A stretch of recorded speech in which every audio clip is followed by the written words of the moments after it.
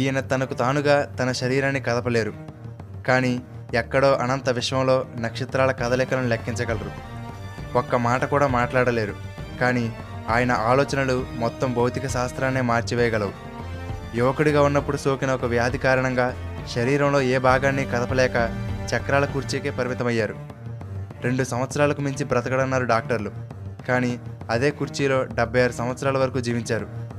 ఫిజిక్స్లో ఐన్స్టీన్ తర్వాత మళ్ళీ అంతటి మేధావిగా పేరు సంపాదించిన ఆయనే స్టీఫెన్ హాకింగ్. భయంకరమైన వ్యాధితో కేవలం వీల్ చైర్లో కూర్చుని మొత్తం విశ్వం పుట్టుకకు సంబంధించిన ఆయన ప్రతిపాదించిన సిద్ధాంతాల గురించి, ఆయన మనసులోని భావాలను బయటికి చెప్పడానికి ఉపయోగపడిన ఆ కంప్యూటర్ గురించి, ఆయన జీవితానికి సంబంధించిన ఎన్నో విషయాల గురించి ఈ వీడియోలో తెలుసుకుందాం.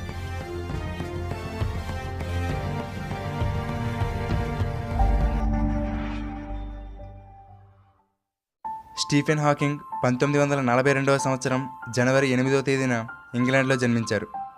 ప్రముఖ ఆస్ట్రోనామర్ గెలీలియో చనిపోయి ఆ రోజుతో సరిగ్గా 300 సంవత్సరాలు పూర్తయింది. ఈయన చిన్న వయసులోనే చదువులో వెనకబడి ఉండేవారు.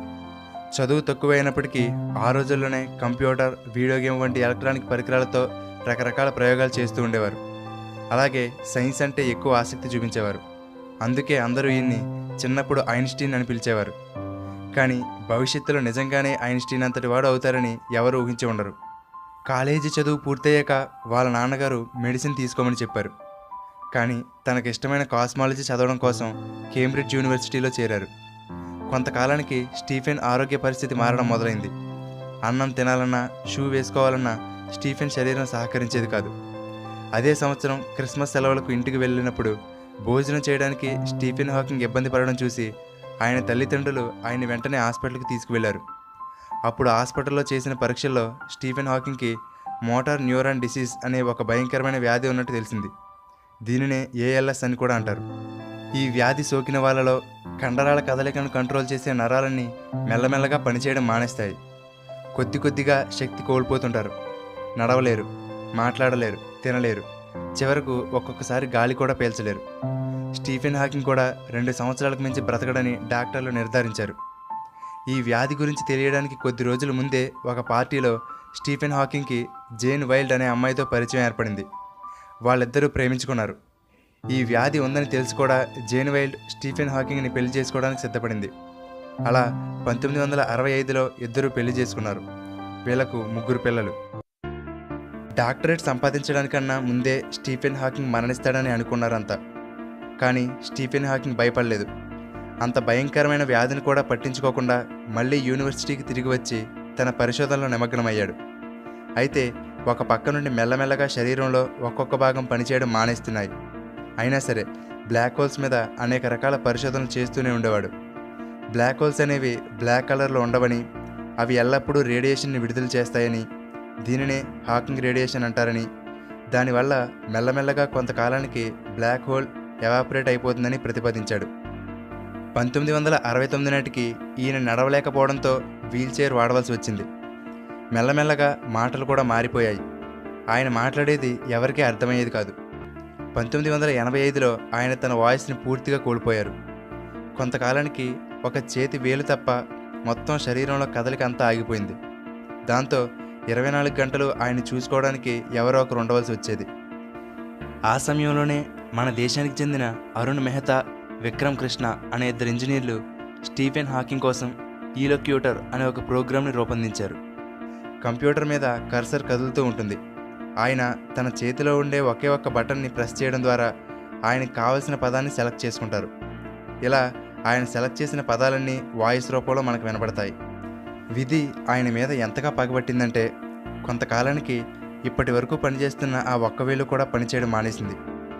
అప్పుడు ఇంటెల్ కంపెనీ కొన్ని సంవత్సరాలు కష్టపడి ఇకపై మౌస్ కూడా అవసరం లేకుండా పనిచేసేలా టెక్నాలజీని తీసుకువచ్చింది. ఆయన కుడివైపు చెంప దగ్గర ఉండే కండరాల కదలిక ద్వారా అక్కడ అమర్చిన ఒక సెన్సార్ పనిచేస్తుంది. ఈ కంప్యూటర్ ఇప్పటి వరకు ఆయన చెప్పిన సమాచారం అంతా డేటాబేస్లో స్టోర్ చేసుకుని, ఆయన ఎక్కువగా ఏ పదాలని వాడుతున్నారో అర్థం చేసుకుని, తరువాత చెప్పబోయే పదాలేటో ముందుగానే గెస్ చేసి స్క్రీన్ మీద ఆ పదాలను చూపెడుతుంది. అప్పుడు ఆయన చెప్పాలనుకుంటున్న పదం మీదకు కర్సర్ రాగానే ఆయన కుడి చెంప దగ్గర ఉండే కండరాన్ని కదిలిస్తే అక్కడ ఉన్న సెన్సార్ దాన్ని పసిగట్టి ఆ పదాన్ని వాయిస్ సింథసైజర్కి పంపితే అది వాయిస్ రూపంలో మనకు వినపడుతుంది.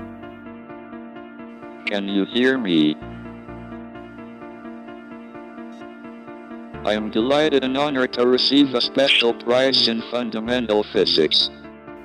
ఇలా వీల్చైర్కి అమర్చబడిన కంప్యూటర్ సిస్టమ్ ద్వారా కాలేజీలో లెక్చర్స్ ఇవ్వడం, ఇతరులు అడిగిన ప్రశ్నలకు సమాధానాలు ఇవ్వడం చేసేవారు. మెడిసిన్ నన్ను కాపాడలేకపోయింది, అందుకే నేను టెక్నాలజీ మీద ఆధారపడ్డాను అంటారాయన. ప్రేమించి పెళ్లి చేసుకున్న జేన్ వైల్డ్, స్టీఫెన్ హాకింగ్ 1995లో విడిపోయారు. తర్వాత అదే సంవత్సరం ఆయనకు నర్సుగా పనిచేసే వాళ్ళలో ఒకరైన ఎలైన్ స్టీఫెన్ హాకింగ్ని పెళ్లి చేసుకుంది. కానీ 2006లో వీళ్ళిద్దరూ కూడా విడాకులు తీసుకున్నారు. ఒక పక్క ఆరోగ్యం సహకరించకపోయినా బ్లాక్ హోల్స్ ఉనికి, విశ్వం పుట్టుకకు సంబంధించిన పరిశోధనలు చేస్తూనే ఉండేవారు. అలా ఈయన రాసిన a brief history of time పుస్తకం ఒక సంచలనమైంది. ఈ విశ్వం గురించి, భగవంతుడి ఉనికి, మన భవిష్యత్తు గురించి రాసిన ఈ పుస్తకం విడుదలైన కొన్ని రోజుల్లోనే కొన్ని మిలియన్ కాపీలు అమ్ముడయ్యాయి. 40కి పైగా భాషల్లోకి ట్రాన్స్లేట్ అయ్యి బెస్ట్ సెల్లర్గా నిలిచిపోయింది.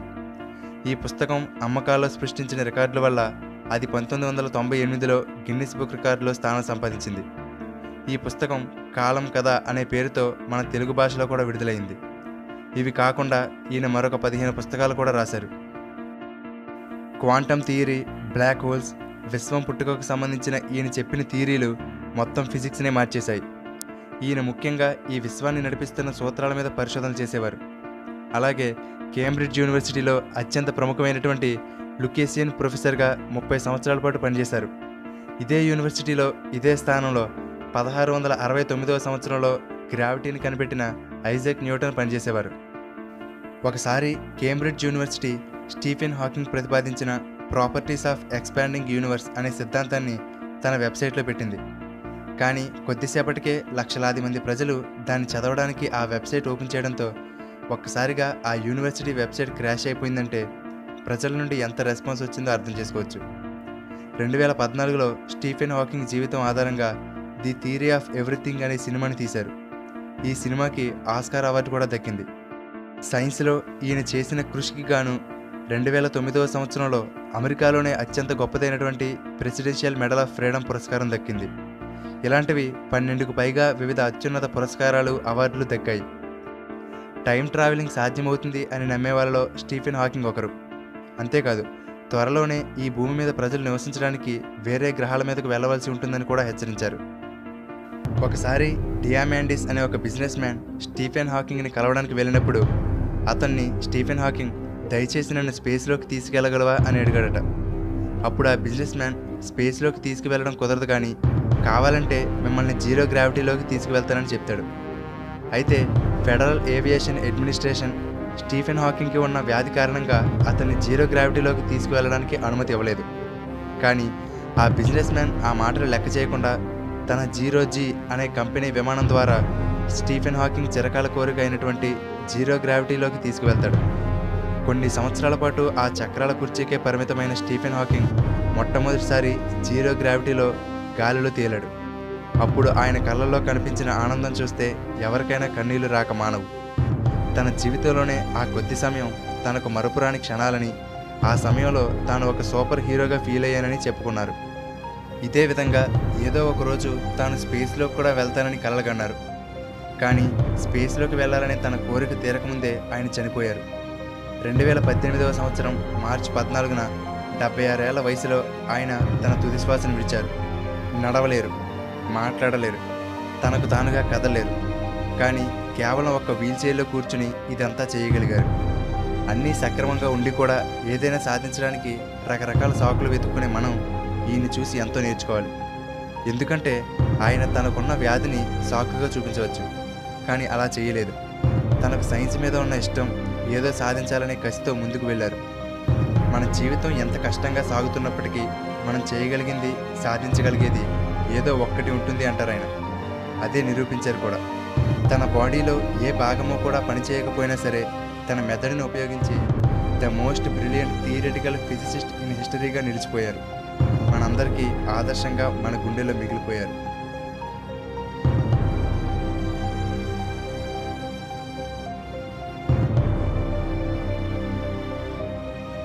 ఫ్రెండ్స్, ఈ వీడియో మీకు నచ్చితే మీ ఫ్రెండ్స్ అందరికీ షేర్ చేయండి.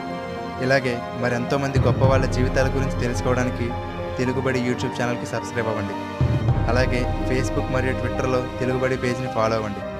Thank you for watching.